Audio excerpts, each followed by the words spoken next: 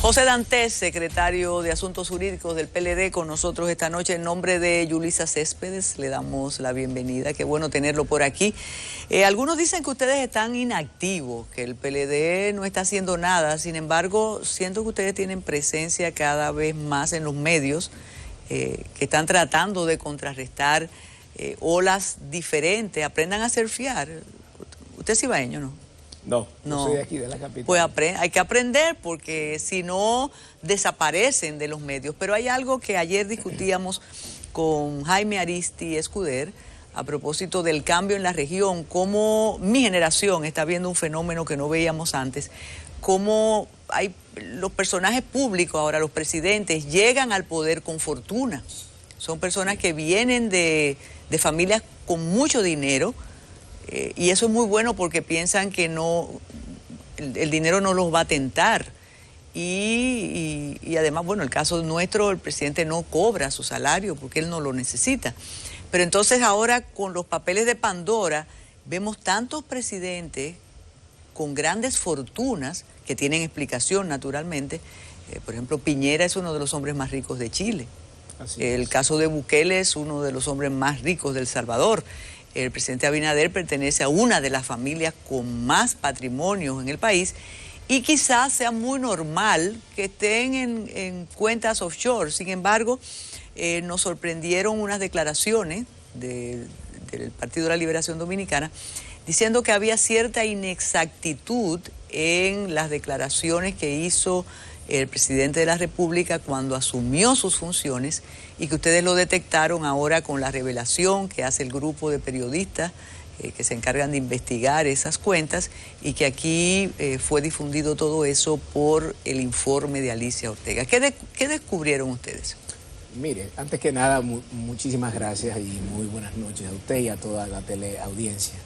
Realmente nosotros nos dimos cuenta a raíz, ¿no?, de las investigaciones que hizo este grupo de más de 600 periodistas, más de 155 medios, creo, internacionales, y en este caso el grupo SIN de manera aquí local, en Santo Domingo, donde en una filtración de casi 12 millones de documentos financieros se destaca lo que es la participación de una serie de dirigentes de todos los sectores de muchos países en los paraísos fiscales con las fortunas que han ido amasando. El inconveniente que se ha creado con toda esta situación es que eso puede ser algo propio del sector privado, y eso es algo que en nuestro caso gran parte de los propios empresarios de nuestro país han hecho uso de esos instrumentos financieros durante años para gestionar de una manera lícita sus bienes, sus negocios. Ahora bien, el que va a participar en la política, en el sector público, tiene que ser muy, muy cuidadoso. ¿Por qué? Porque ya cuando usted está participando en una función pública, usted tiene acceso a la gestión de fondos públicos. Y entonces ahí hay una serie de reglas que deben de observarse a los fines de que no se vaya a pensar, de que no se vaya a creer que usted está haciendo uso de su función pública para beneficiarse. Entonces, lo que se critica aquí no es el hecho de que se tenga ese tipo de empresas, lo cual no constituye prima facie ningún delito. Ahora bien, lo que se critica es que en este caso el presidente de la República, cuando llegó a ser presidente, en su declaración jurada, excluyó a dos de las empresas que salen hoy en estas investigaciones internacionales. Y eso es lo que nosotros hemos reclamado, que él explique de una manera real y completa cuál es la relación que él tiene con estas dos empresas y si ha cumplido con sus responsabilidades fiscales y tributarias en torno a estas dos empresas que no las incluyó en su declaración jurada. O sea, vimos cómo ayer en un comunicado que saca la Presidencia de la República, ellos insisten en que sí está dentro de la declaración patrimonial de él, pero cuando vamos a la declaración de bienes jurada, en las 10 páginas que tiene, realmente nosotros no vemos en qué lugar están esas empresas. Cuando vamos a la sección 5.3 de la declaración jurada del actual presidente, nos damos cuenta que las empresas que él cita con inversión de capital, las extranjeras solo son 3, 2 que fueron constituidas en las Islas Vírgenes Británicas y una en Panamá. O sea, aquí está, no lo hemos creado, no lo inventamos. Aquí está la declaración jurada Dantes, y esas 2 están excluidas. Entonces, ¿por qué razón están excluidas? Pero espérese. Sí. Pero antes, desde que salió la información en el periódico El País y en Washington Post, de inmediato salió también el reconocimiento y los halagos a la transparencia del presidente Luis Abinader. De inmediato se actuó, Homero Figueroa actuó de inmediato, y ese comunicado, y por eso le quiero preguntar, ese comunicado llevó la tranquilidad al país y avaló la transparencia con la que maneja sus finanzas el presidente de la República, y todos nos quedamos satisfechos. Lo que ocurre aquí es que hay que ver algo, hay que ver el timing de todo esto. ¿Cuándo se hace de manera pública la denuncia? El domingo.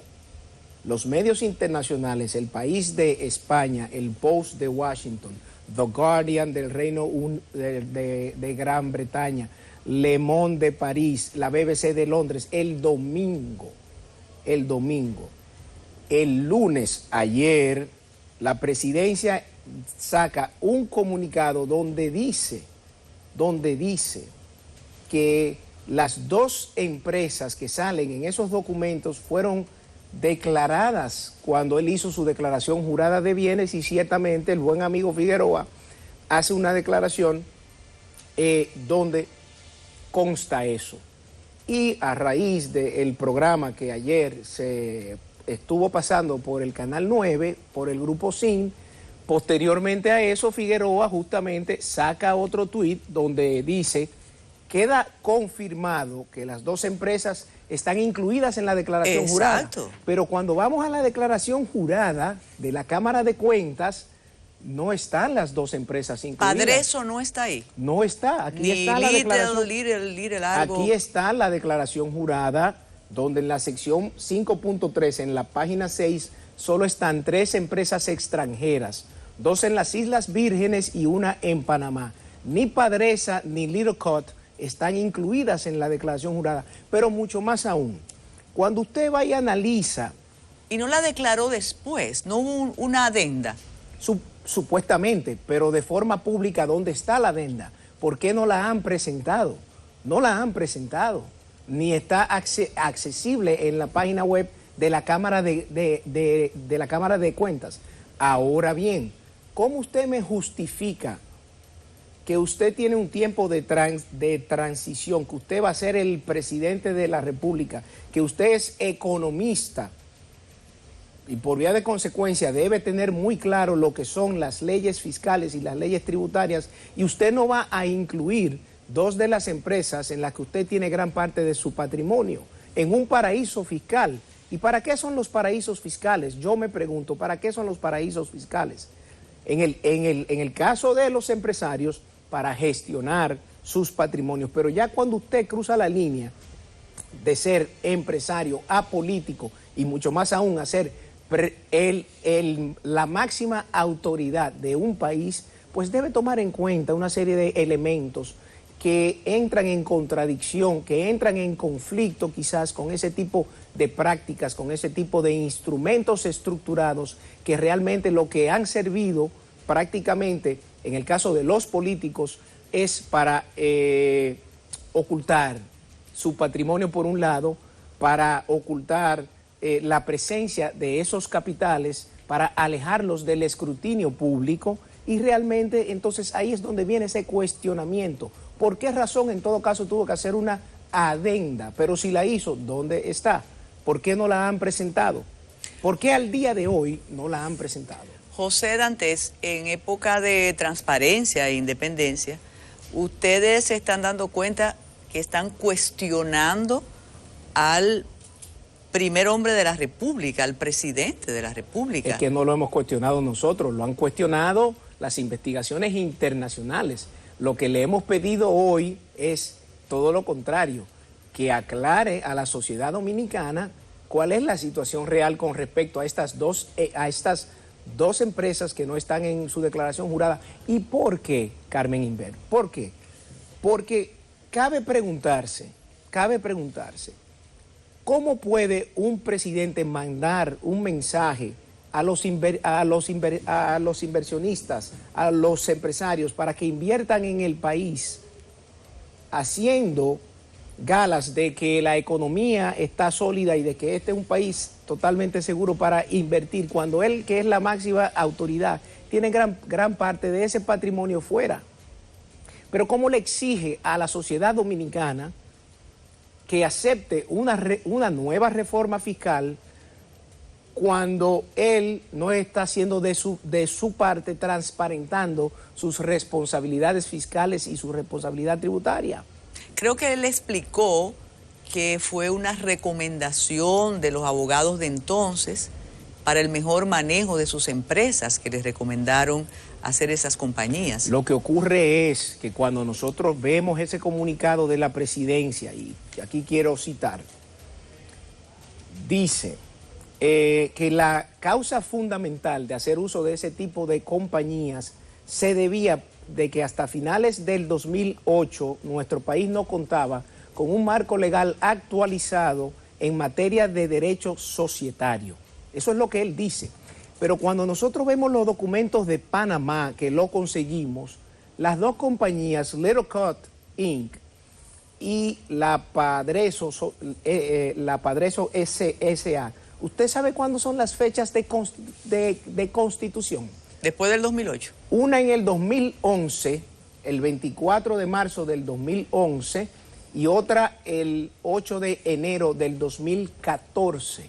O sea, que este argumento de que en el 2008 no existía un marco legal, cuando sí lo existía, la ley 479-08, sobre las sociedades comerciales, que luego también se dictaron una serie de normas complementarias, crearon la estructura jurídica para poder llevar a cabo los fideicomisos financieros, entre otros instrumentos de inversión, y sin embargo, 3 años después y 6 años después, él hace uso de las compañías offshore en Panamá, donde en ese momento las acciones de las empresas eran al portador, o sea que no identificaban a los dueños reales de esas empresas. Pero pongamos que en ese momento aún él no consideraba que se encontraban las condiciones dadas.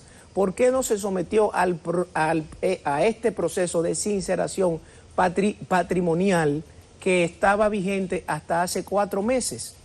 O sea, ¿por qué luego de ser presidente, entonces, ya creadas las condiciones, con una ley a la que se sometió la gran mayoría del sector empresarial de este país para sincerizar su patrimonio, que fue una, vamos a decir, que fue una especie de amnistía? ¿Por qué el presidente de la República, que hizo una campaña sustentado en un discurso de transparencia, por qué no fue lo suficientemente transparente y en este caso regularizó la tenencia de esas empresas a través de la sincerización patrimonial de la ley 4620? Entonces, todas esas son las cosas que realmente llaman a atención cuando no se trata de una investigación local, sino se trata de una investigación que tardó años, de más de 115 medios internacionales, donde da cuenta de la participación de cada uno de todos estos políticos o los empresarios en la tenencia de este tipo de instrumentos financieros en paraísos fiscales que todos sabemos que se utilizan para eludir muchas veces las responsabilidades fiscales y tributarias en otros países. Tenemos que hacer una pausa, José Dantes, pero yo vuelvo al comunicado y vuelvo a la convicción. Incluso la primera dama ratificó la transparencia de su esposo, diciendo que todo estaba ahí muy claro. Vamos a hacer una pausa y después viene una pregunta para José Dantes, secretario de Asuntos Jurídicos del Partido de la Liberación Dominicana.